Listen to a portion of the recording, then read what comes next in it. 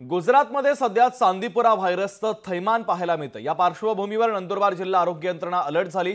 चांदीपुरा आणि झिका व्हायरसच्या प्रादुर्भावाच्या संदर्भात मात करण्यासाठी आरोग्य विभाग सज्ज झाल्याचं पाहायला मिळतंय। नागरिकांनी घाबरू नये, आरोग्य विभागाने आता नागरिकांना आवाहन देखील केलेलं आहे।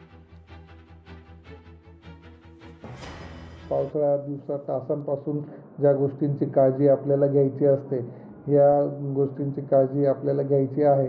मच्छरदाणीत झोपण्यापासून किंवा आपल्या गोठा वगैरे जो असेल त्या ठिकाणी माशांचं प्रमाण किंवा सॅनफ्लायचं प्रमाण जर जास्त आढळून आलं तर त्या ठिकाणी फवारणी वगैरे करून घ्यायची आहे आरोग्य कर्मचाऱ्याच्या मार्गदर्शनाने।